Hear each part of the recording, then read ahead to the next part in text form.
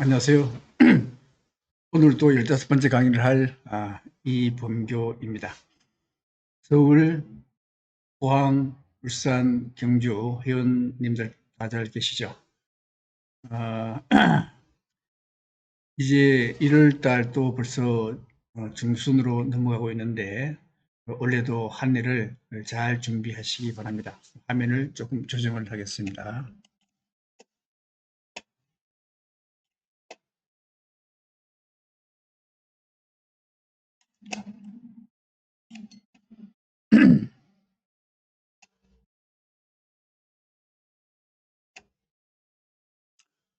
어, 오늘 강의할 내용은 정부 시간에 한국의 IMF 외환 위기에 대해서 말씀드렸는데 그때는 외환 위기가 어떻게 해서 발생되었는가 하는 거였고요. 오늘은 한국은 어떻게 외환 위기를 극복했는가 하는 것하고 그다음에 외환 위기 다음에 IT버블하고 카드 대란이 있었습니다. 여기까지 말씀을 드리도록 하겠습니다.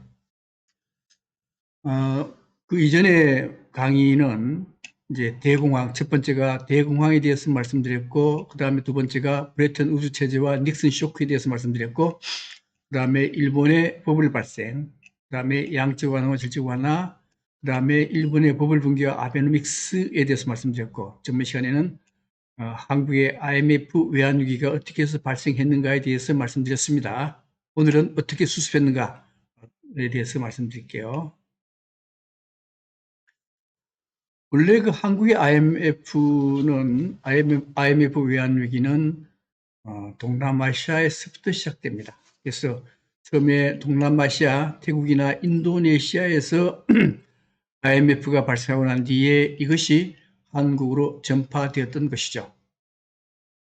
이제 지금까지 경제 위기에 대해서 좀 말씀을 드렸는데, 처음에 1929년도에 일어난 대공황은 수요에 비해서 공급이 너무 과다해서 공황이 일어났고요. 그 다음에 금융위기, 일본의 버블 붕괴하고 다음에 말씀드릴 글로벌 국제금융위기는 이거는 금융위기입니다. 은행의 문제였죠. 그 다음에 외환위기는 동아시아 외환위기로서 태국, 인도네시아, 한국의 외환위기를 겪었고 또 2015년에는 중국도 외환위기를 겪었었습니다. 그 다음에 이제 2010년, 12년에는 그리스, 이탈리아, 포르투갈, 스페인 여기에서 재정 위기를 겪었는데 이렇게 위기는 여러 가지 이제 분류가 되는데 만약 금융 위기일 같은 경우는 은행에 문제가 있었습니다. 그러면 은행에 돈만 꼽아주면 돼요. 그 다음에 외환 위기일 경우에는 그 나라에 달러가 부족해서 그렇습니다. 그래서 달러만 꼽아주면 해결이 됩니다. 그럼 재정 위기는 그 나라의 국가가 재정을 방만하게 하는 바람에, 즉 빚을 너무 많이 지는 바람에 문제가 됐던 것이기 때문에 그 나라에 돈만 갖다 주면 되는 겁니다. 근데 오늘은 외환 위기이기 때문에 이 외환 위기를 해결하려 그러면은 달러만 꼽아주면 돼요. 근데 문제는 모든 위기의 출발점은 금융이 됩니다. 출발점이자 종점은 은행 문제가 돼요. 그래서 은행에 달러를 꼽아주면 문제가 해결이 되는 겁니다. 원래 한국의 외환위기, 즉 동아시아 외환위기는 어디서부터 시작되는가 하면요. 한신대 지진부터 시작된다 그랬어요. 한신대 지진은 1995년 1월 달에 일어났습니다. 대단한 지진이었죠. 근데 이 지진이 일어나니까 엔화가 그 당시에 1달러에 120엔 했는데요. 80엔으로 절상됐습니다. 이걸 절상이라 그런다 그랬어요. 그 엔화의 가치가 올라가면 절상이 된다 그랬어요. 근데 원래 그 나라에 위기가 발생하면은 재난이나 위기가 발생하면은 그 나라의 돈의 가치가 떨어지는 게 정상입니다. 근데 일본만은 예외예요. 왜 그런가 하면은 일본은 해외에 투자를 8조 달러나 투자해놨습니다. 그리고 5조 달러가 채무고 나머지 3조 달러가 순수 채권입니다. 그래서 거기에서 들어온 돈이 엄청나게 많아요.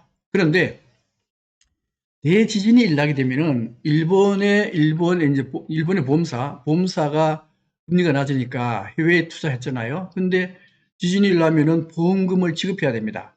보험금을 지급하기 위해서는 외국에 있는 채권이나 건물을 팔고 그걸 달러로 가져 들어와서 엔화로 바꿔야 됩니다. 엔화를 바꿔야 되니까 엔 값이 엔화가 귀하게 돼요. 그래서 엔화가 절상이 됩니다. 그래서 1995년에 엔화가 80엔으로 절상이 돼요. 120엔에서 80엔이니까 굉장히 절상이 많이 됐죠. 이제 절상이 되면은 그 나라의 돈이 절상되면은 수출이 안 된다 그랬거든요. 그래서 일본이 수출이 안 될 거라고 우리나라에서는 예상했어요.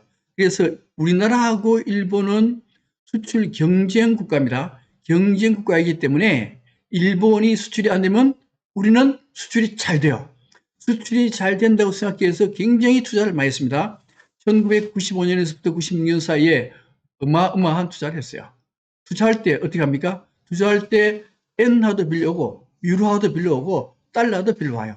왜 빌려오는가 하면 그 나라의 금리가 굉장히 낮아요. 미국 같은 경우는 3%밖에 안 되거든요. 그래서 엄청난 달러, 엄청난 엔화, 엄청난 유로화를 빌려와서 공장을 많이 지었습니다. 많이 지었는데 문제는 뭐가 있는가 하면 그래서 이제 전부 다 거기다가 빚으로 진 거예요. 외국에서 돈을 빌려와서 빚으로 지는데 그 대표적인 사람이 바로 한보철강의 정태수였고 이 한보철강 부도로 IMF 트리거 방아쇠가 당겨지게 되는 겁니다. 그 다음 또 하나 근데 문제는 엔화가 설상되었는데 120엔에서 80엔 되잖아요. 그래서 일본이 도저히 견딜 수가 없어가지고 G7 국가에 가가지고 G7은 어딘가 하면 미국, 독일, 프랑스, 이탈리아, 영국, 캐나다, 일본 7개가 G7이라 그래요. G7에 가가지고 도저히 이래서는 살 수가 없습니다. 그러니 엔화를 절하 좀 용인해달라. 우리 절하할 테니까 그걸 좀 받아달라. 그래서 G7에서도 이거 안 받아주면 세계적인 경제 문제가 되니까 받아줬어요. 그래서 80엔에서 1997년쯤 되면은 147엔으로 절하가 돼요. 전번에 말씀드리기를 절하가 되면은 그 나라의 수출이 잘 돼요. 일본이 50% 이상 절하가 되니까 일본 수출이 잘 됩니다. 일본 수출이 잘 되면요, 경쟁 국가인 한국은 수출을 할 수가 없어요. 그래서 이때부터 외환 위기가 일어나게 되는 겁니다. 또 하나 문제는 중국 문제입니다. 중국이 위안화를 5.2 위안을 8.8 위안으로 절하를 했어요. 굉장히 큰 폭으로 절하를 한 겁니다. 절하를 하면은 중국은 수출이 잘 되죠. 절하하면 수출 잘 된다 했으니까요. 수출은 잘 되는데 그 수출 경쟁 국가인 동남아시아 국가들은 중국 때문에 수출을 할 수가 없습니다. 수출을 할 수가 없다 보니까 여기에 외화가 부족하게 돼요. 이 나라에 달러가 부족한 것 같다 그래가지고 외국에서 달러를 회수하기 시작합니다. 근데 우리나라에서도 여기에 달러 빚을 많이 줬거든요. 많이 주는데 이 달러 빚 회수가 안 되는 거예요. 예. 그리고 동남아의 금융기관이 파산하니까 그 다음에 태국이 1997년도에 97년 8월 달에 IMF 지원을 받습니다. 그 다음에 10월 달에 인도네시아가 IMF 지원을 받게 돼요. 그 다음 또 한 가지 문제. 또 한 가지 우리나라가 IMF로 간 이유는 종금사 문제였습니다. 종금사인데 이 종금사가 어떻게 했는가 하면요. 미국 금리가 이때 3%거든요. 3%? 95년도에 3%예요. 3%니까 이 종금사가 돈을 달러로 빌려와요. 달러로 빌려와가지고 어디다 빌려주는가 하면요. 동남아시아로 빌려줘요. 동남아시아로 빌려줄 때 미국한테는 3%로 빌려가지고 동남아시아에는 25% 정도 빌려주니까 돈이 엄청나게 많이 남습니다. 앉아서 엄청난 돈을 벌게 돼요. 그래서 종금사가 엄청난 돈을 버는데 문제는 동남아시아가 달러가 부족해. 달러가 부족하니까 해수가 안 되네. 해수가 안 되는데 외국에서는 이 문제를 다 알아요. 만약에 한국이 동남아에 달러 해수 못하면은 한국도 문제가 된다. 그래서 한국에 빌려줬던 달러를 회수하기 시작합니다. 근데 우리는 달러 없죠. 달러 없으니까 어쩔 수 없이 IMF 체제로 넘어갔던 겁니다. 그러니까 세 가지 문제네요. 고베 대지진에 의해서 한국이 너무 많은 투자를 했다. 그런데 일본이 환율 절하를 하는 바람에 우리가 수출할 수 없었다. 이거였고요. 또 한 가지는 뭐였는가 하면 중국의 위안화를 평가치로 하면서 동남아가 수출이 어려웠고, 그래서 동남아가 IMF 체제로 갔고, 또 하나는 조금사가 동남아에 돈을 많이 빌려줬는데 동남아에서 돈을 회수 못하는 바람에 우리는 달러가 귀하게 됐다. 그래서 IMF 체제로 갔던 겁니다. 자, 고정환율제도 문제가 되는데 이건 넘어갈게요. 자, 그렇게 해서 드디어 우리나라의 모든 기업체들이, 모든 은행들이 외국에서 우리나라 은행 돈을 빌려준 은행이나 정금사 보고 빨리 달러 갚아라. 압력이 들어옵니다. 압력이 들어와요. 압력이 들어오니까 달러가 부족하네. 달러가 부족하니까 그 당시에 한국은행이 달러 보유가 250억 달러라 그랬어요. 근데 한국은행 말이 그렇고 실제는 얼마인지 사실 잘 몰랐습니다. 그런데 이제 외국에서 달러 회수하니까 우리 고정 환율제 800원이었잖아요. 그죠? 1달러에 800원인데 이걸 고수하기 위해서 한국은행에서 달러를 막 푸는 겁니다. 그러니까 한국은행에서 달러가 고갈돼 버리네. 고갈되니까 어쩔 수 없다. 이건 IMF로 갈 수밖에 없다. 이렇게 되는 거예요. 이렇게 되는데 가장 문제가 됐던 게 어딘가 하면은 이제 우리나라의 그 외자를 빌려준 나라가요. 미국이 한 15% 정도 됩니다. 일본이 얼마인가면요. 40%예요. 그 다음에 유럽이 45%입니다. 가장 문제가 됐던 나라가 이제 일본이 되는데, 일본도 고베 대지진으로 달러가 필요해요. 돈을 회수를 해야 됩니다. 막 회수해요. 회수하는데, 그때 이제 그 당시에 1995년에 어떤 일이 있었는가 하면은, 장쩌민 중국 공산당 총서기가 1995년 11월 달에 김영삼 대통령을 방문했어요. 방문해서 한담하는 자리에 뭐라 그러는가 하면 일본 애들의 버르장머리를 고쳐놓겠다 이런 얘기를 했어요.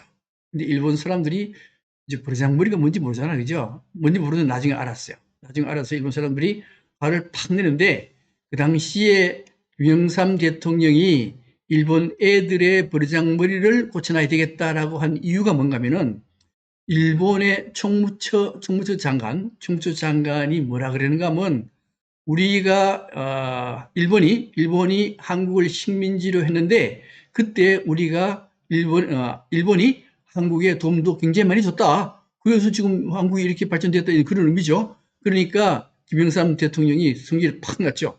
사실 대통령으로서도 할 수 있는 얘기였을 겁니다. 그래서 일본 애들 버르장머리를 고쳐놓겠다.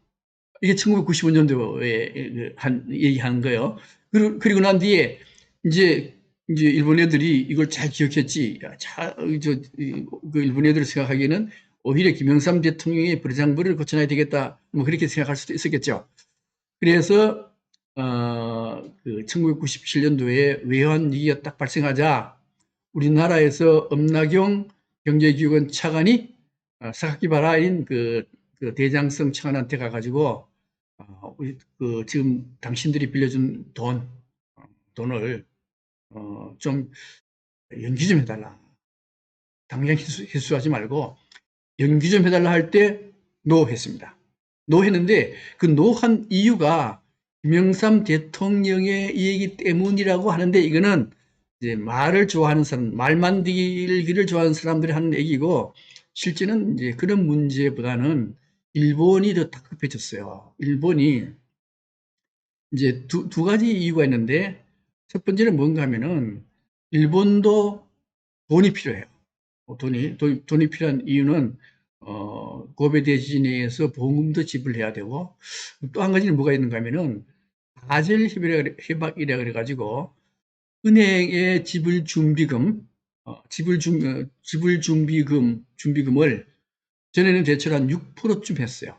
그러니까 6%, 그 의미가 뭔가 하면은, 만약에 1억을 대출하면, 은행이 1억을 대출하면은 600만 원을 준비해 놔야 돼요. 왜냐면 하면 누군가 돈을 찾아올 거니까 그 돈을 찾아오기 위해서는 600만 원 준비해 놨다가 찾아오면 주도록 이렇게 해놨거든요. 근데 이게 바젤 협약에서 6%에서 8%로 올립니다.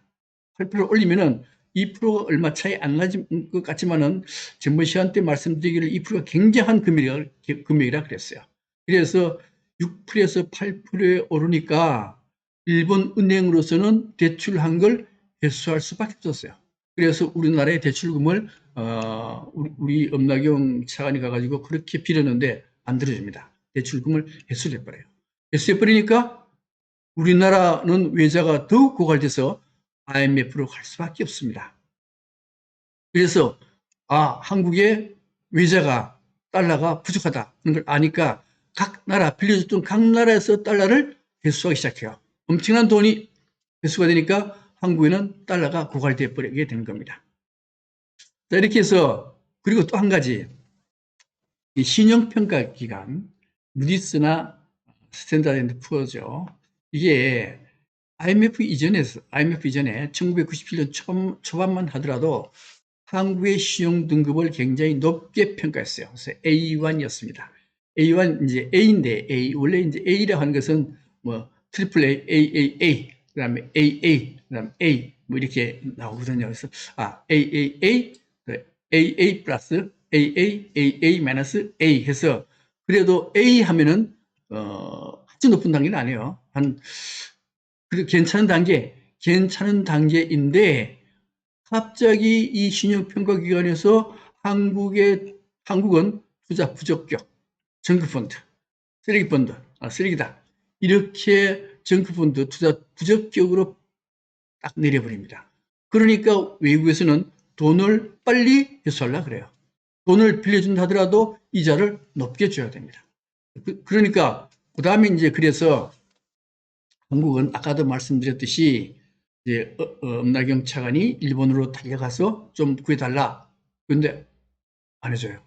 그 다음에 또 누구를 찾아가는가 하면 미국의 재무부 장관이 루빈이라는 분인데 이 루빈이라는 분은 원래 이제 블룸버그 회장이었어요. 회장했다가 이제 미국의 재무부 장관을 했었는데 문제는 이제 블룸버그 루빈이 블룸버그 회장일 때 경제기획은 우리나라에 와서 경제기획은 장관 면담을 신청했는데 면담을 거절했다 그래요. 거절했다 그래서 이 루빈이 우리나라에 대해서 조금 감정이 안 좋았다라고 얘기합니다. 이거는 이제 루머죠. 루머인데 일단 이 루빈은 블룸버그 회장인데 사실 블룸버그라는 데는 미국에서 가장 큰 투자 은행이에요. 이게 유대인들이 만드는 건데 투자 은행인데 거의 미국의 재무부 장관들은 거의 다가 블룸버그 출신들이에요. 그래서 블룸버그는 미국의 금융가의 사관학교다 할 정도로 대단한 회사입니다. 근데 뭐 우리나라는 잘 몰랐는지 면담을 안 해줘가지고 사감이 좀 있었던 것 같은데 우리나라에서 루빈한테 가가지고 IMF에 가지 않도록 돈을 좀 지원 바랍니다 라고 했을 때 루빈이 NO 합니다. 당신들 IMF로 가라. Go to IMF. IMF로 가라. 이렇게 얘기를 해요. 어쩔 수 없이 IMF로 이제 갈 거냐 말 거냐 하는 문제인데 외환위기 해결 방법은 사실은 두 가지가 있습니다. 하나가 뭔가 하면요. 뱃째라. 난 모르겠다. 뱃째라 하는 방법이 있고 또 하나는 IMF로 가는 방법이 있습니다. 그래서 뱃째라, 즉 이제 모라토리움 혹은 디폴트라 그러는데 모라토리움이나 디폴트로 가는 조건이 있습니다. 그 조건을 만족해야 갈 수 있어요. 첫 번째가 뭔가 하면요. 자원이 많아요. 자원이 많다는 얘기는 다른 나라의 자원을 수입 안 해도 된다는 겁니다. 즉 자급자족이 가능해야 돼요. 또 하나 식량 문제입니다. 식량을 자급자족해야 돼요. 왜 그런가 하면 돈이 없으면 수입을 못하니까. 그리고 또 하나는 다르게 말씀드리면은 이제 다른 나라하고 무역을 안 해도 살 수 있는 나라, 이거는 모라토리움이나 디폴트를 할 수가 있어요. 북한 같은 경우, 이란 같은 경우, 베네수엘라 같은 경우, 이 아들은요, 고립 경제이기 때문에 모라토리움 디폴트에도 아무 문제가 없습니다. 또 하나 조건이 뭔가 하면 군사적으로 강력한 국가여야 돼요. 왜 그런가 하면은, 외국이 우리나라한테 대출한 돈이요, 이제 많게 계산하면 1,500달러입니다. 보통 1,100억 달러를 우리한테 빌려줬거든요. 근데 우리가 못 갚겠다. 그러면 군사력이 강한 나라, 미국이나 중국이나 러시아 같은 나라가 우리가 못 갚겠다 그러면 가만히 있겠어요? 전쟁이 일어날 수도 있는 거예요. 그러니까 군사력이 강해야 모라토리움이나 디폴트를 선언할 수가 있습니다. 근데 이제 그런 나라가 있어요. 그런 나라 이제 우리 동아시아 외환 위기의 영향을 받아서 1998년도에 러시아가 외환 위기를 겪습니다. 이때 모라토리움을 딱 선언해요. 모라토리움을 딱 선언하니까 나는 못 갖겠다. 배째라. 하니까 어떻게 할 수 없어. 왜요? 러시아는 자원 부국이고 자급자족도 가능해요. 그 다음에 군사적으로도 강력한 국가입니다. 그러니까 러시아는 가능한 거예요. 우리나라는요, 절대 안 됩니다. 우리는 무역을 해서 먹고 사는 나라예요. 무역이 안 되면 우리나라는 다시 60년대, 70년대로 돌아가야 됩니다. 이렇게 돼요. 또 하나 이제 우리나라의 경우는 식량이 부족해요. 우리나라는 식량 자급률이 30%밖에 안 됩니다. 30%밖에 안 되기 때문에 만약에 모라토리움을 선언하면은 70%는 굶습니다. 굶어야 돼요. 근데 이제 또 이제 사실은 모라토리움을 선언할 수 있는 방법이 뭔가 하면 대마불사라는 게 있어요. 만약에 우리나라가 망하게 되면 전 세계가 망한다. 그럴 때는 우리가 배째라 그래도 세계에서 용인을 해줍니다. 그런 나라가 하나 있었는데 바로 그리스 재정 위기였어요. 사실 그리스는 대만은 아닙니다. 이 EU 중에서도 굉장히 약한 나라였기 때문에 대만은 아닌데 만약에 그리스가 2011년, 12년에 그리스 재정 위기를 겪잖아, 그죠? 겪을 때 그리스는 배째라 그랬어요. 배째라. 우리는 뭐 어떻게 할 수가 없다. 그러니까 EU가 그리스가 만약에 EU를 탈퇴하게 되면은 EU 전체가 문제가 돼요. 문제가 되니까 알았다. 부채 탕감해줄게. 50% 탕감. 이자 그래 탕감해줄게. 이렇게 해서 그리스 재정 위기를 이제 배째라 한 식으로 해서 그리스는 거기서 벗어날 수가 있었습니다. 이런 조건이 돼야 되는데 우리는 그게 안 되기 때문에 할 수 없이 IMF를 받아들일 수밖에 없습니다. 그래서 IMF를 받아들이게 되는데 문제는 IMF는 국제기구입니다. 국제기구이기 때문에 한 나라가 좌지우지 할 수가 없어요. 그래서 IMF 자체적으로 모든 걸 해결해야 되는데, 근데 IMF 규정에 뭐가 있는가 하면요. IMF는 각국이 전부 다 돈을 출자했잖아요. 그죠? 출자한 거에 따라서 지분이 있습니다. 미국 같은 경우는 17.39%의 지분이 있고, 일본은 6.4, 중국은 6.3 등등의 지분이 있는데, IMF의 규정에 의하면은 15% 이상 가진 나라는 거부권을 가질 수 있다. 그러니까 15% 이상의 지분을 가진 나라는 거부권을 가질 수 있다는 규정이 있습니다. 그러니까 그건 미국밖에 없거든요. 그러니까 미국은 거부권을 가질 수 있기 때문에 IMF는 미국의 뜻에 의해서 IMF가 운영될 수밖에 없습니다. 그러니까 IMF가 NO 하면 안 되는 거예요.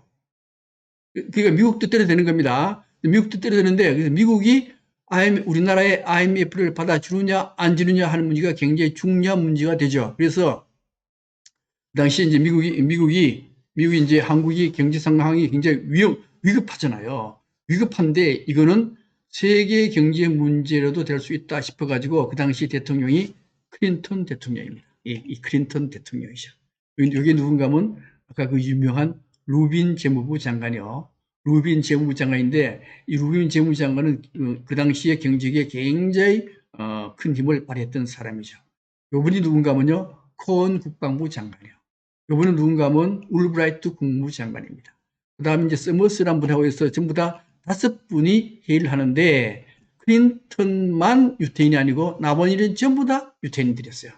유태인들인데 루빈은 뭐라 그런가 하면 이거는 한국의 외자 도입의 IMF 외자 외환 문제는 민간이 해결해야 하면 된다.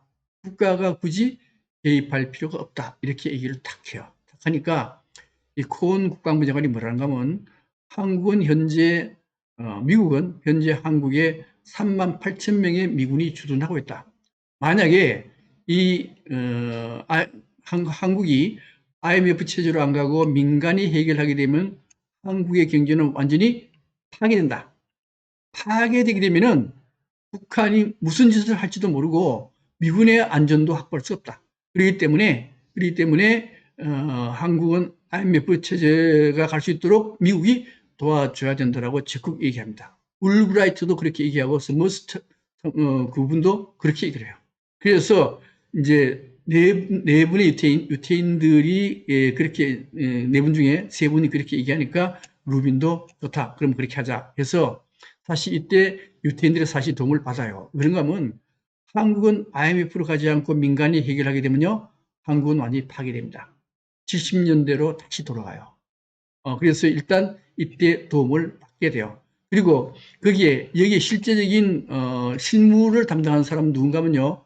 가이트너 차관보, 재무부의 차관보가 실제 한국에 와서 실무를 총지휘하게 되는 겁니다. 그리고 난 뒤에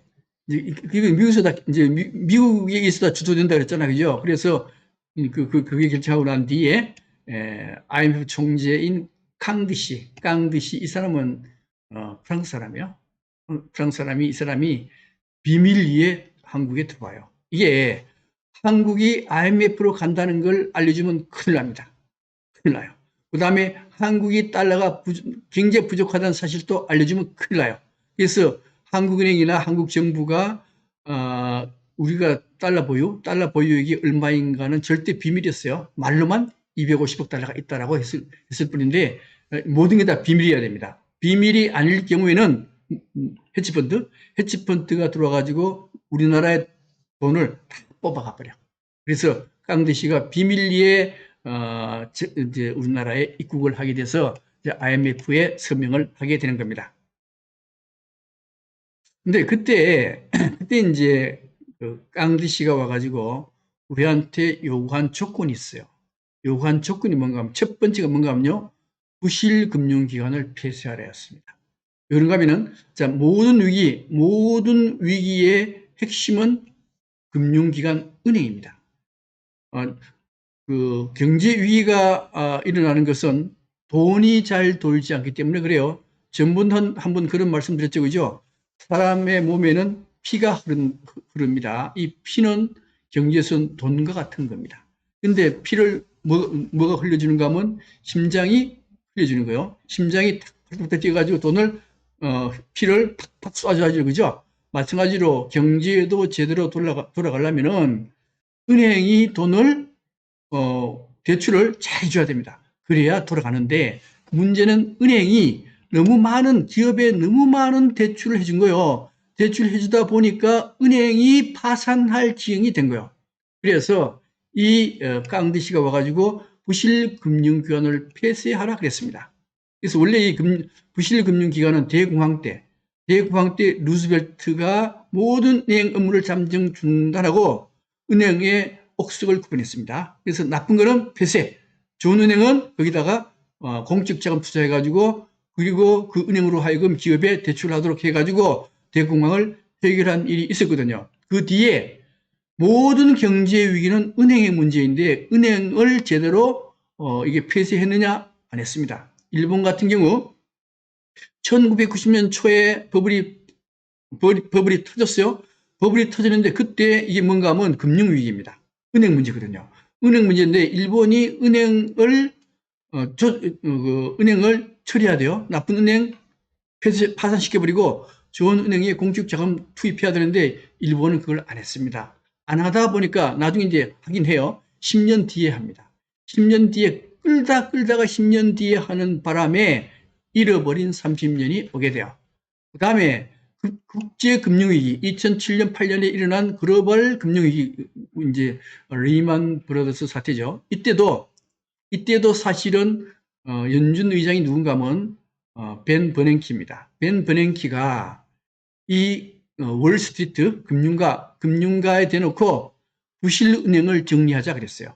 부실은행을 정리하자 그러니까 금융가에서 거부합니다. 왜요? 이제 여기에 그 월스트리트의 금융가는 누가 지배하는가 하면요. 유태인들이 지배하고 있어요. 유태인들이 지배하는데 자기 은행 망하게 하고 싶지 않다는 거예요. 한 반 정도 망하게 되니까. 망하고 싶은 마음이 하나도 없는 거예요. 근데 벤 버냉키도 유태인이요. 유태인인데 아무리 월스트리트에 압력을 넣어도 안 되는 거예요. 그래서 할 수 없이 벤 버냉키는 이 은행 정리를 못합니다. 못하고 그냥 돈을 엄청나게 뿌려줘요. 그래서 벤 헬리콥터라 그러거든요. 헬리콥터 벤이라 그럽니다. 이런가 하면 월스트리트에다가 돈을 그냥 무작위로 뿌려져 버렸어요. 그래서 글로벌 금융 위기 때 사실은 은행을 파산시켜야 되는데 못 시킵니다. 못 시키는 바람에 이제 계속 그 앙금이 그 여진이 남아가지고 현재 미국의 금융 쪽은 그렇게 좋은 편이 못 됩니다. 그래서 이게 근데 우리나라는요, 과감하게 받아들였습니다. 좋습니다. 금융기관 폐쇄하겠습니다. 그래서 많은 금융기관이 폐쇄가 돼요. 두 번째가 뭔가 하면요, 고금리 유지입니다. 이 고금리라는 게 뭔가 하면, 우리 그때 IMF 때 금리가 20% 이상이었죠. 그죠? 아주 높을 때는 30%였어요. 근데 왜 고금리를 유지하라 그러는가 하면은, 지금 달러가 빠져나가는 거 아니에요. 달러를 잡으려면은 그 사람들한테 이자를 많이 줘야 되는 거예요. 그러려면 금리가 높아야 됩니다. 달러가 빠져나가지 않도록 금리를 높여라. IMF에서 550달러 줄 건데 그동안 주면 될 거 아니야 싶은데요. 사실 550달러 주지도 않고 그 당시 우리나라 외채가 1,100억 달러가 넘었거든요. 넘으니까 IMF가 지원해 주더라도 달러가 부족하다. 그러니 고금리 정책을 써라. 사실 이게 굉장히 큰 문제가 됩니다. 이제 이 고금리 정책 쓰는 이유는 두 가지인데 아까 말씀드렸던 외자가 빠져나가지 못하도록 하는 이유가 첫 번째고, 두 번째는 뭐였는가 하면요. 두 번째는 이제 부실기업이죠. 부실기업. 이 부실기업이 사실은 문제가 돼요. 지금도 우리나라에 상장된 기업 중에 어떤 사람은 이제 좀비기업이라는 게 돈을 벌어가지고 이자도 못 갚는 기업체, 좀비기업이 작게 잡으면 20%, 많게 잡으면 40%라는 겁니다. 40%. 근데 이 좀비기업은 지금은 계속 돈을 막 그러니까 살아남거든요.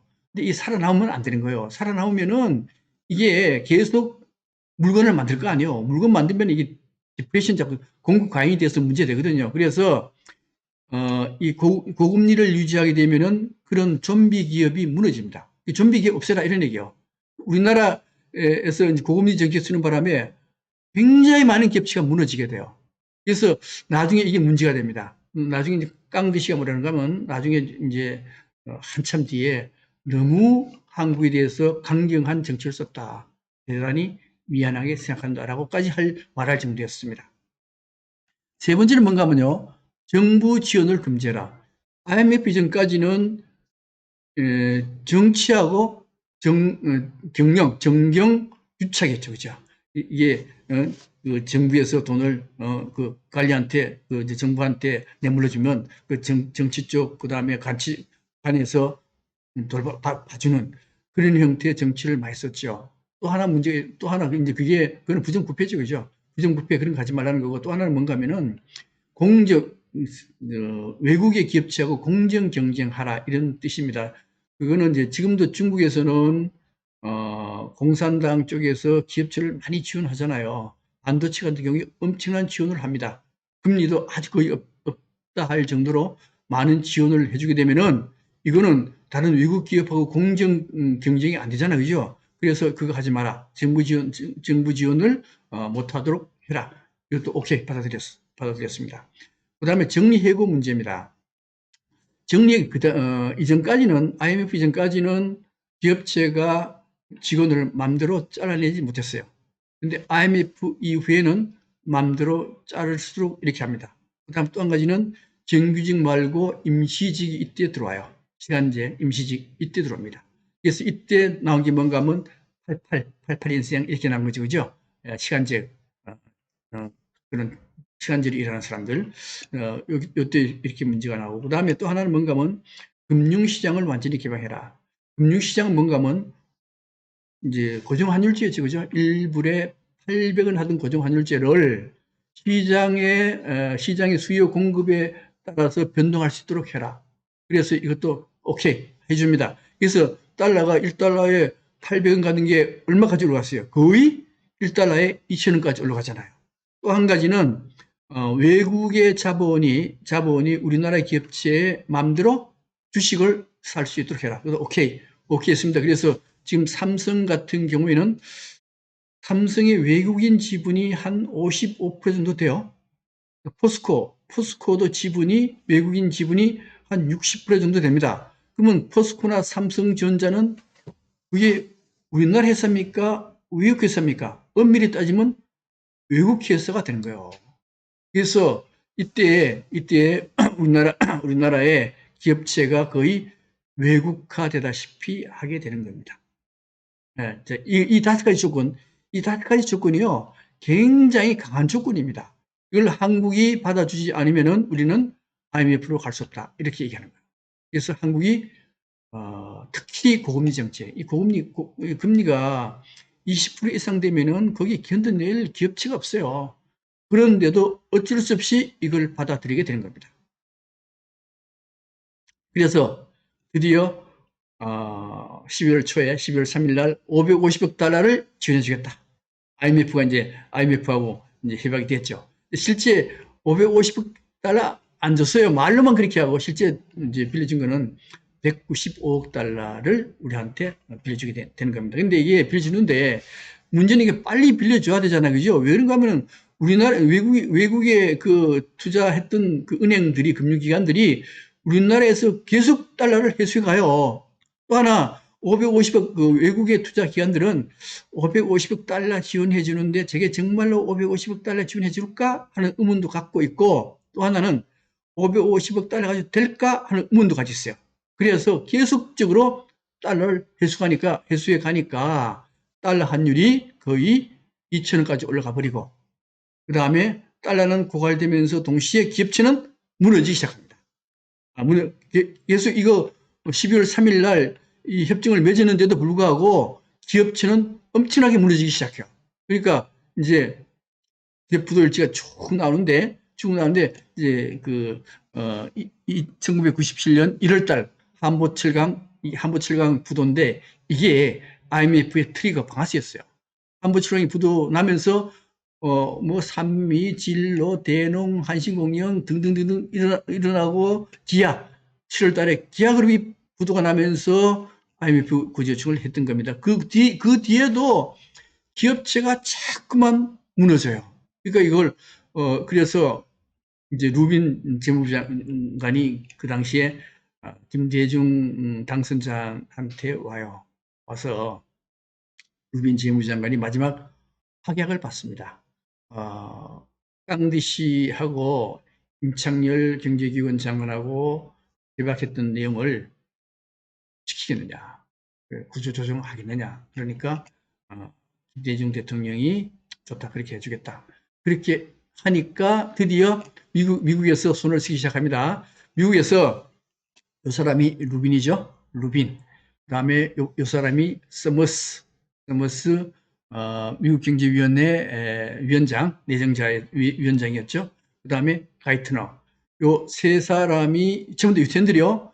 요 사람이 각 나라의 재무부 장관한테 전부 전화갑니다. 그래서 뭐라 그런가 하면 한국에 빌려준 돈을 회수하지 마라. 한국에 빌려준 돈을 회수하면은 한국이 무너진다. 무너지면 당신들 돈도 못 받을 뿐더러 세계 경제가 혼란하니 절대로 돈을 회수하지 말고 연장시켜줘라. 이렇게 해서 12월 24일 날 모든 게 다 해결이 돼요. 해결돼 가지고 드디어 이제 IMF 위기에서 벗어나게 된 겁니다. 이제 이분들이 유태인들이잖아, 그죠? 유태인들의 도움을 받은 거죠. 받았는데 돈 받으면서 동시에 이 유태인들이 헤지펀드 운영하는 사람들이 유태인들이잖아요. 헤지펀드가 우리나라에 들어가지고 돈을 엄청나게 많이 뽑아가 버렸어요. 예. 이제 그다음 또 하나 고금리 정책. 고금리 정책을 쓰면서 기업이 엄청나게 파산했습니다.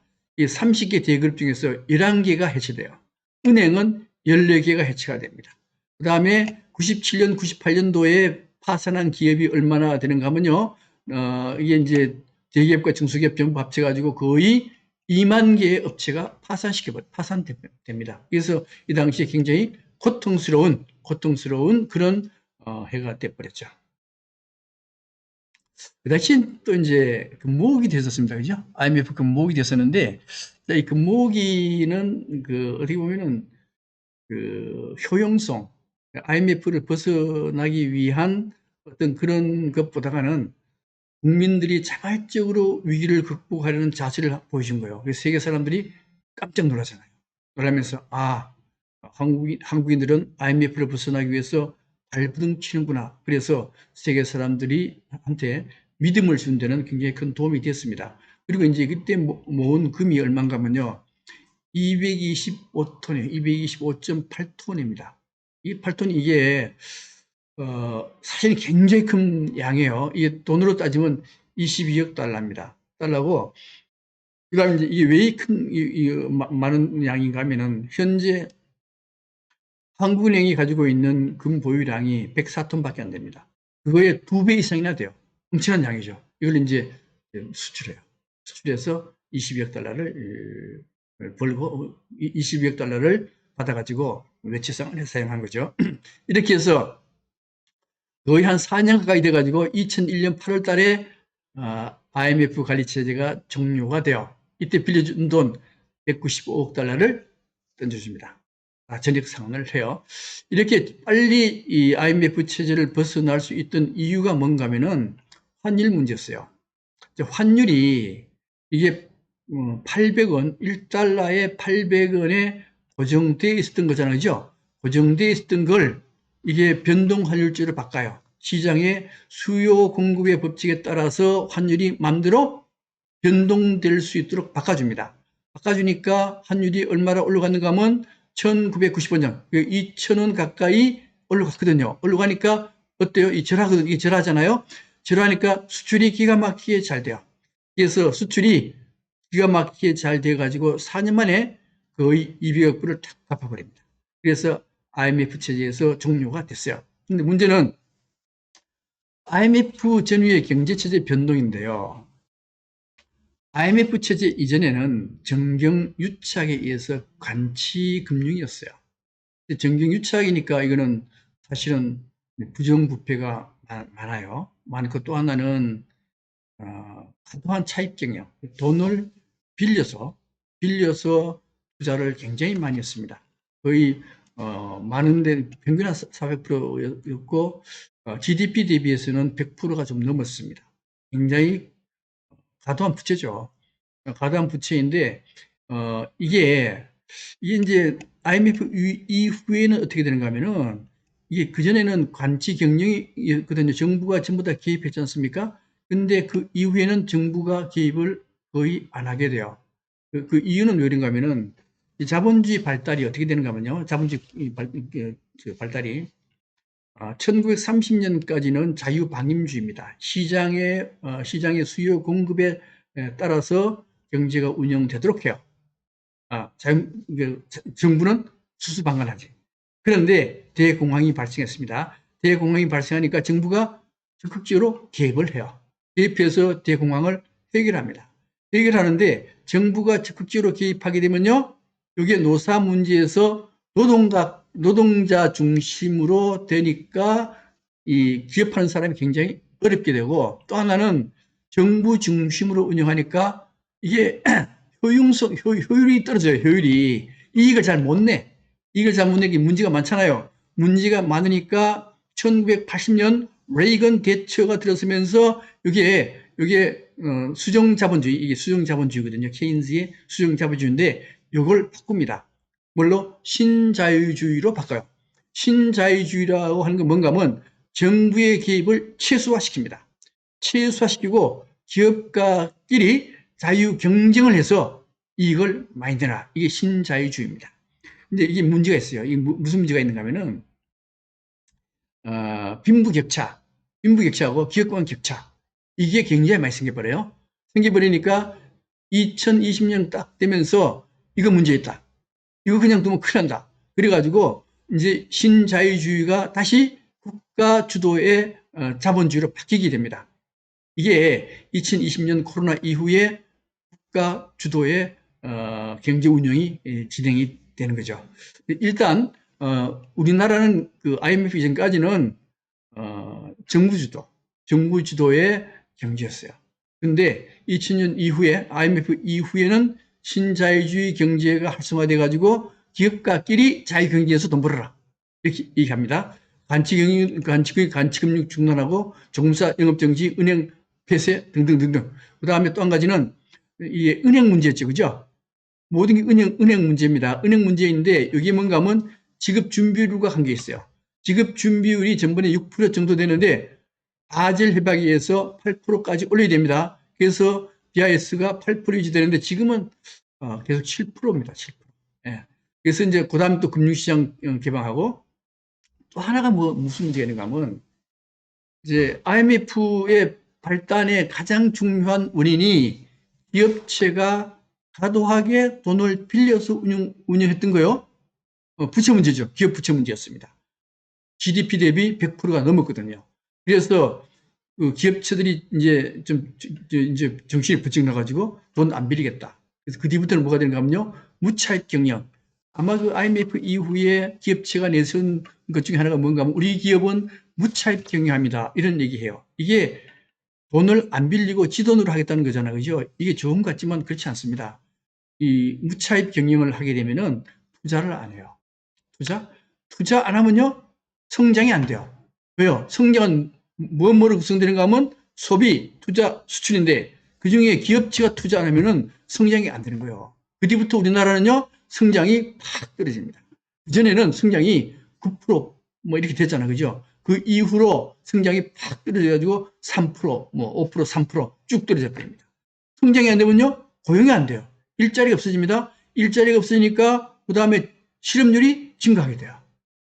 또 하나, 은행은 대출해서 먹고 사는 것이 은행입니다. 그죠? 그리고 기업체 대출을 많이 해줘야 먹고 사는데 기업체가 대출 도입을 왜 빚을 안 질라 그러네? 은행이 돈 빌려줄 데가 없어요. 돈 빌려줄 데가 없으니까 어디를 빌려주는가 하면은 가게나 개인을 빌려줘요. 개인. 그래서 은행은 아파트 살 때 옛날에 그 IMF 이전에는 개인이 은행 가서 돈 빌리려고 하면 얼마나 어려운데 돈 안 빌려줍니다. 안 빌려주는데 IMF 이후에는요, 은행이 개인한테 돈 잘 빌려줘요. 빌려줄 데가 없으니까. 그래서 아파트 살 때도 돈 빌려가지고 아파트 사고, 한 아파트의 한 50%는 빌려서 사는 거 아니에요. 그다음 개인한테도 돈 빌려달라면 빌려줘요. 저도 전에 IMF 좀 이후에 그 포스코 다닌다는 이유로 외환은행 가니까 그냥 3천만 원 빌려주더라고. 3천만 원 빌려가지고 투자하다가 쫄딱 망했지만은 이렇게 개인한테도 빌려주고 이래서 가계 부채가 증가하는 원인이 됩니다. 그 다음에 이제 또 하나가 뭐가 있는가 하면 은행이 기업체한테 돈을 빌려주지 않고 개인한테 돈을 빌려줘요. 개인한테 돈을 빌려주는데 빌려줄 때 신용이 없는 사람한테는 안 빌려줍니다. 실제 돈이 필요한 사람한테는 안 빌려줘요. 그래서 은행을 뭐라 그런가 하면 이제 햇빛이 쨍쨍 내리칠 때는 우산을 빌려줍니다. 빌려줬다가 비가 내리잖아요. 비가 내리면 우산이 필요하잖아. 그때는 은행이 우산을 뺏어갑니다. 뺏어가요.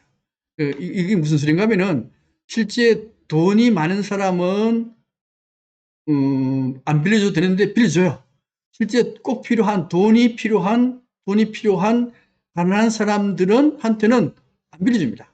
안 빌려줘요. 돈이 필요한 사람이 돈을 빌렸는데 필요 없는 사람 되게 이제 신용 있는 사람들 은행이 신용 있는 사람들한테 빌려줘요. 신용 있는 사람들한테 빌려주는데 근데 이 사람이 뭘 하다가 좀 잘못했어. 신용이 좀 떨어져. 신용이 떨어지면 돈이 필요하잖아요. 필요하면은 은행이 돈을 더 빌려줘야 될 텐데 아닙니다. 돈을 바로 회수해버려. 그러니까 햇빛이 쨍쨍할 때는 우산 빌려줬다가 비가 오면은 우산 뺏어버려. 이게 은행이에요. 은행도 살려면 어쩔 수 없는 거죠. 그래서 은행이 돈 있는 사람한테 돈을 많이 빌려줍니다. 돈 있는 사람한테 빌려주면은 돈 있는 사람은 이걸 투자해서 이익을 남기려고 하지 않아요. 이 사람들은 기업체 운영하려 하지 않고 빌려서 기업체 운영해보니까 IMF 때 쫄딱 망했잖아요. 그죠? 그러니까 이걸 어디다 투자하는가 하면요. 주식이나 부동산에 투자해요. 그래서 그 이후에 주식이나 부동산 값이 쫙 오르잖아요. 이거는 뭘 이야기하는가 하면 빈부격차를 이야기하게 됩니다. 그래서 IMF 이후에 은행이 개인 중심으로 대출하다 보니까 부동산 주식값이 올라가고 이게 빈부격차를 이야기하게 된 주 원인이 되는 겁니다. 자, 이것이 이제 IMF 외환 위기였고요. IMF 외환 위기가 터진 이후에 곧바로 뭐가 터지는가 하면요. IT 버블이 터집니다. IT 버블이 터지는데 여기 IT 버블은 미국에서는 닷컴 버블이라 그래요. 여기 언제 터지는가 하면 2000년에서 2001년 사이에 버블이 터지게 됩니다. 이 버블은 모든 나라가 이 IT 버블이 터지는 게 아니고요. 세 나라만 버블이 터져요. 한국, 미국, 독일만 버블이 터집니다. 왜 그런가 하면 한국은 IMF 외환 위기 이후에 IMF 터졌잖아요. 그죠? IMF 외환 위기 이후에 기업체가 돈을 안 빌려가려 그래. 돈을 안 빌려가려 그러면은 투자가 안 되잖아요. 투자가 안 되면은 성장이 안 나와요. 성장은 아까 뭐라 그랬어요? 소비, 투자, 수출이요? 투자가 안 되니까 성장이 안 됩니다. 성장이 안 되면 뭐가 안 돼요? 일자리가 없어져요. 일자리는 성장하고 바로 연결돼 있어요. 일자리 안 되니까 야 이거 문제 있다. 문제 있다. 그래서 투자를 해야 되겠다. 그래서 한국에서는 이게 벤처기업을 육성해 가지고 정부가 벤처기업 하는 사람한테 돈을 팍 빌려줘요. 근데 벤처기업이 뭔가 하면 IT 기업이에요. IT 기업은 그 당시에 어떤 현상이 있었는가 하면은 1900년대에 인터넷이 딱 등장해요. 인터넷이 딱 등장하니까 사람들은 뭐라고 생각하는가 하면 야 인터넷 기업이 기존 산업 전체를 장악할 것이다 라고 생각해요. 그래서 IT 기업을 만드는 사람들이 IT 기업을 만들어 가지고 상장만 시키면은 주식값이 몇 배씩 튀어오릅니다. 엄청나게 튀어올라요. 그러니까 사람들이 너도 나도 IT 기업을 만들어 가지고 상장을 시켜요. 그래서 이 주식이 하늘 끝까지 날아가요. 엄청나게 날아갑니다. 너도 나도 빚을 내 가지고 빚을 내서 벤처 기업 만들고 너도 나도 빚을 내서 벤처 기업, IT 기업의 주식을 사들이기 시작합니다. 그런데 이게 그 당시 2000년 초에는 속도가 너무 느려가지고 인터넷이 안 되는 거예요, 이게. 안 되니까, 야, 이거 아니구나. 해서 버블이 터지게 되는 거예요. 버블이 터지는데 실제는 이게 기존 산업을 장악할 수 있을까, 없을까, 이런 문제잖아요. 그죠? 사실은 장악해요. 그걸 어떻게 알 수 있는가 하면은 한 2015년쯤 되면은 미국에 무슨 기업이 나타나는가 하면요. 팡 기업이 나타납니다. 팡이라는 게 뭔가 하면 F는 페이스북. 그 다음에 A는 두 개입니다. A는 애플하고 아마존. 그 다음에 M은 마이크로소프트. 또 N이라고 해요. 넷플릭스. 그 다음에 G는 구글. 이걸 팡기업이라 그래요. 팡기업인데, 여기 5개 기업이죠. 5개 기업인데, 이 5개 기업이 미국 산업재 전체를 장악했습니다. 지금은. 전체 장악했어요. 그래서 S&P 500이라는 미국의 이제 S&P 500 지수가 있잖아요. 그죠? 이 S&P 500이라는 게 뭔가 하면은 미국의 중요한 기업치 500개. 500개인데 이 500개 중에 팡기업 5개만 2019년에 이익을 한 10% 내외 이익을 냈습니다. 냈는데 나머지 495개는 이익을 하나도 못 냈어요. 그러니까 그 다음에 이제 미국의 러셀이라고 하는 이제 러셀 2000이라는 지수가 있는데 그 러셀 2000은 뭔가 하면 중소기업체 2000개, 중소기업체 2000개는요 마이너스 7% 낸 거예요. 그러면 현재 미국의 산업계를 장악하고 있는 게 뭔가 하면요 팡기업입니다.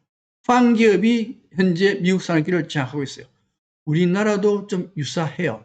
우리나라의 경우에도 네이버, 카카오톡, 그 다음에 삼성전자, 하이닉스 이런 겹체가 사실은 IT 겹체잖아요. IT 겹체. 이 IT 겹체가 미국처럼 완전히 장악한 건 아니지만은 어느 정도 우리나라 산업계도 장악되어 있는 상태예요. 근데 이게 20년 전에는 그렇게 안 되거든요. 인터넷 속도가 느려가지고 안 되는 거예요. 그래서 버블이 터지는데 버블이 얼마나 터지는가 하면요. 버블이 이게 미국 같은 경우에는 80% 폭락해요. 한국은요 90% 폭락해버려요. 90% 폭락하는데 이 90% 폭락하니까 여기에 투자했던 사람들이 다 망해버린 겁니다. 그죠? 다 망하게 돼요. 그 다음에 이제, 망했어요. 망했는데 이게 왜 미국과 독일과 한국만 했느냐 하는 문제입니다. 미국은 인터넷을 발명한 데가 미국이잖아요. 그죠? 미국이니까 인터넷의 유용성을 잘 알았어요. 그래서 미국이 먼저 인터넷을 미국은 이제 닷컴 버블이라고 그래요. 닷컴 버블이 시작돼요. 한국은 IMF 때문에 투자가 안 하니까 벤처기업 육성해서 투자해서 투자한 거고, 독일은, 그, 저성장, 독일병이라 그러죠. 그죠? 독일병인데, 미국에 의해서 양털을 깎기 위해서 1985년 프라자 합의에서 마르크화가 절상되고, 그다음 그 뒤에 동독과 서독이 통일이 돼요. 이게 경제적으로 어렵잖아요. 어려우니까 자꾸만 저성장을 해요. 저성장하니까 이거 안 되겠다 싶어가지고 그래도 벤처기업 육성하자 해서 IT 기업을 육성하게 돼요. 이 세 나라가 쫄딱 망한 겁니다. 독일은 그 뒤에 IT 기업에서 손 띄고 한국과 미국은 계속 IT를 육성시켜요. 쫄딱 망했지만 육성시킵니다. 육성시켜가지고 미국은 팡기업이 미국 기업 전체를 장악할 수 있도록 해버렸고, 한국은 IT 강국으로 부상해요. IT 강국이 된 이유가 뭔가 하면 IT 버블 붕괴 이후에도 계속 그 인프라가 활용이 돼요. 그래서 인터넷 세계 강국이잖아요. 그죠? 그래서 IT 기술 발전하고. 그 다음에 이제 유입된 자금으로 IT 기업 발전에 도움이 줬는데 네이버나 다음 카카오 또 몇 개밖에 안 살아나요. 다 죽어버리고 엄청나게 많았던 IT 기업이 다 죽고 네이버나 카카오톡, 다음 카카오톡 이것만 살아남은 거죠. 그 다음에 이제 가계 신용카드 대출 부실 사태인데 이게 IT 버블이 끝나고 난 뒤에 얼마 안 있어서 이제 2002년도에 발생하는데 신용카드 대출 부실 사태가 발생을 해요. 이거는 왜 발생하는가 하면은 성장률이 굉장히 중요하다고 그랬죠. 성장을 해야 일자리가 만들어지니까. 그런데 IMF 때 기업체들이 하도 혼이 나가지고 투자를 안 하거든요. 무차입 경영 투자를 안 해. 투자를 하면 성장이 안 돼요. 안 되니까 IT 버블을 만들어낸 거거든요. 투자 이제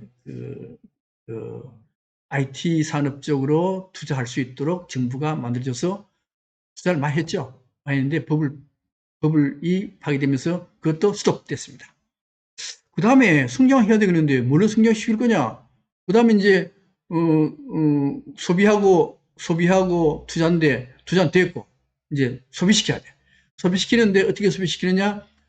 이거 그냥 사람들이 소득이 없으니까 이 소비가 안 되잖아요. 그러니까 미래 소득을 땡겨요. 미래 소득을 땡기는 게 부채입니다.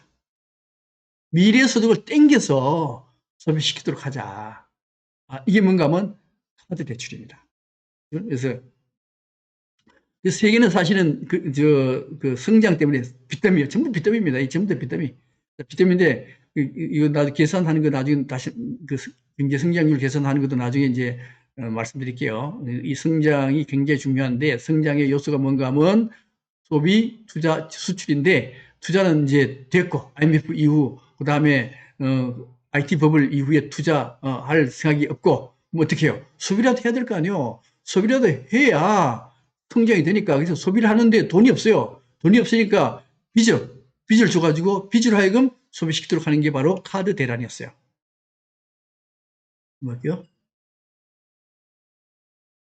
그래서 2002년에 카드를 발급해요.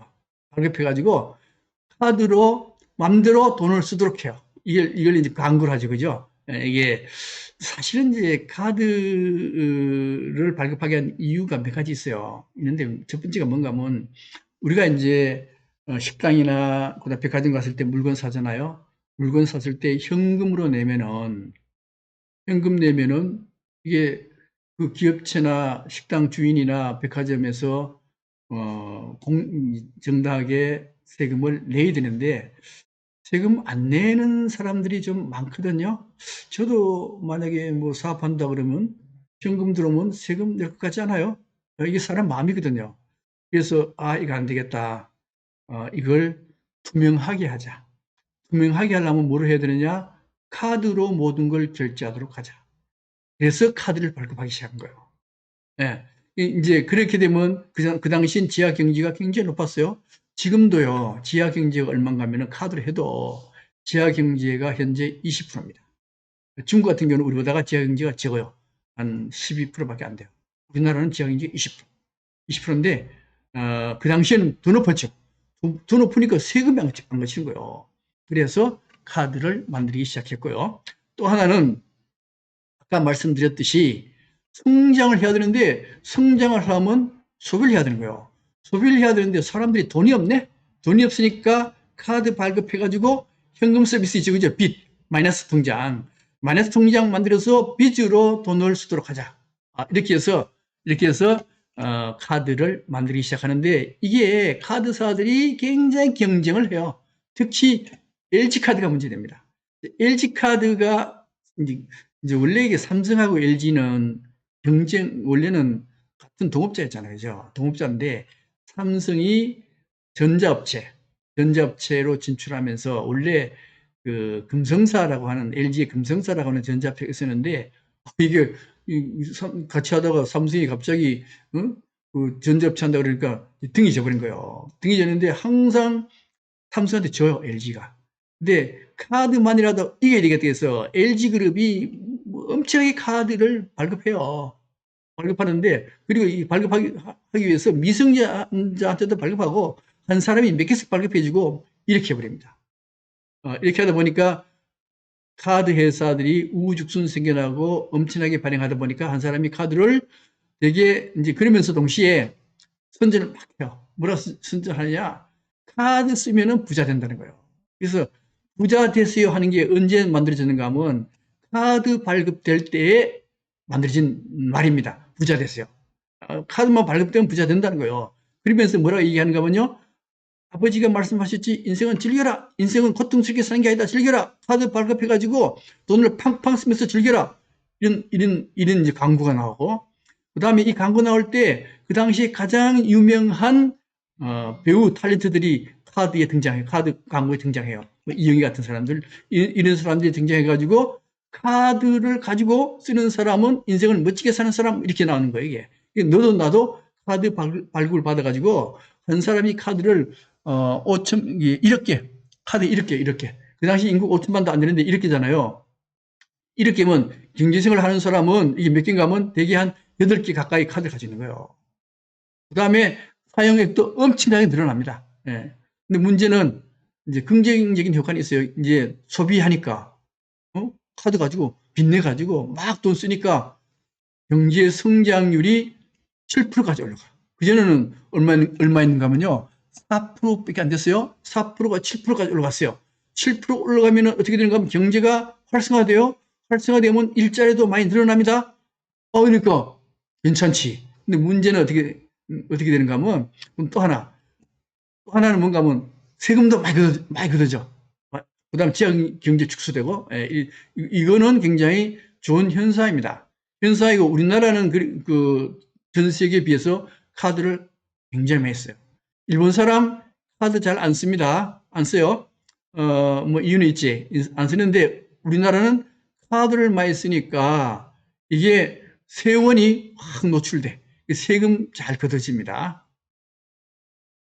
그 다음 이제 카드 대란 후폭풍이 나타나는데, 이게 현금 서비스를 많이 해줘요. 이게 마이너스 통장이잖아요. 그죠? 마이너스 통장인데, 이 마이너스 통장 하는 사람들을 보면은요, 신용이 없어요. 신용이 없는 사람들은 금리가 높아요. 얼마까지? 30%까지요. 원래 이 사람들한테 금리를 낮춰야 되는데도 불구하고, 카드 회사에서는 금리 높여서 돈 많이 벌라고. 돈 많이 벌려는 것도 있지만은, 원래 신용이 낮으면은요, 금리가 높아질 수밖에 없어요. 30% 금리로 현금을 서비스 받아서 막 소비해버리잖아요. 그죠? 소비할 때는 좋았지. 근데 갚을 능력이 없네? 갚을 능력이 없으니까 소비자가 파산하기 시작합니다. 그래서 신용불량자가 얼마나 생기는가 하면 361만 명인데 그 중에서 240만 명이 카드 때문에 생긴 거예요. 이거는 국민적인 문제가 됩니다. 사회적인 문제가 돼요. 그래서 그다음 또 한 가지, 돈을 못 갚잖아요. 그죠? 카드 회사에서 빌린 돈을 못 갚아. 돈 못 갚으니까 카드사가 부실화가 돼요. 부실화가 되고 증시도 40%가 폭락해버려. 그래서 문제 해결해야죠. 문제 해결이라는 게 뭔가 하면 빚잔치입니다. 모든 경제 위기는요, 해결이 뭔가 하면요, 빚잔치요. 빚을 어떻게 처리하느냐. 그래서 빚은요, 절대 없어지지 않고 다른 데로 이동을 해요. 개인 파산해요. 파산하면은 어디로 오는가, 이 빚이 어디로 오는가 하면요, 금융회사로 오고, 금융회사가 빚을 못 갚으면은, 그 다음에 공직자금 투입해요. 그러면 정부로 와요. 그러니까 개인의 빚이 은행으로 갔다가 정부로 오게 되는 겁니다. 그 다음 또 한 가지는 소비를 많이 해버리니까 저축을 안 하네. 저축을 안 하면요, 투자를 못 해요. 투자를 못하면 성장이 안 돼. 이런 문제가 또 발생되고, 또 하나는 돈을 빌려 쓰다 보니까 이게 개인 파산되잖아요. 그죠? 못 갚으니까. 파산되면은 살아갈 수가 없어요. 세상에서 가장 중요한 게 돈 문제입니다. 모든 거의 대부분의 문제, 고통스러운 거는 돈 문제 때문에 그런 거예요. 자, 돈 문제가 발생하면요, 이혼을 합니다. 이혼의 가장 큰 이유가 뭔가 하면요, 돈 문제입니다.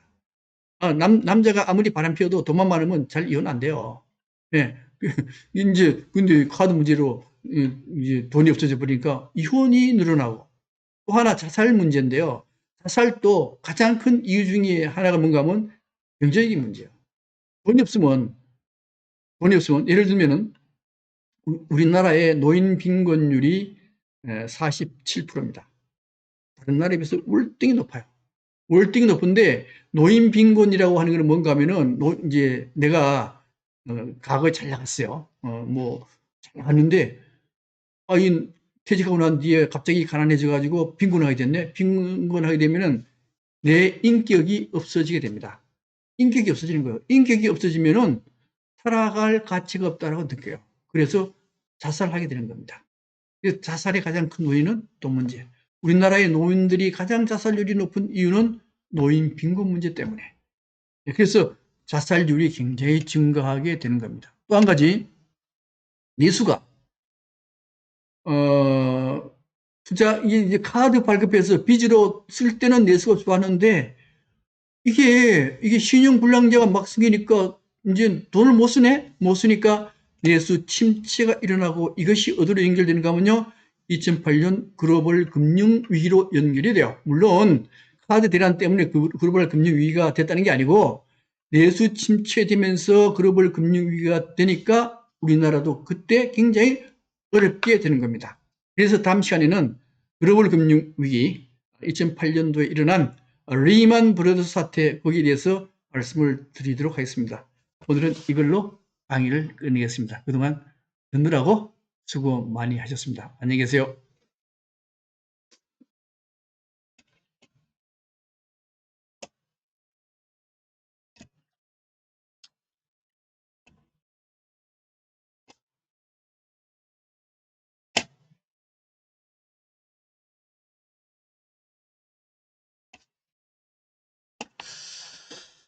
어.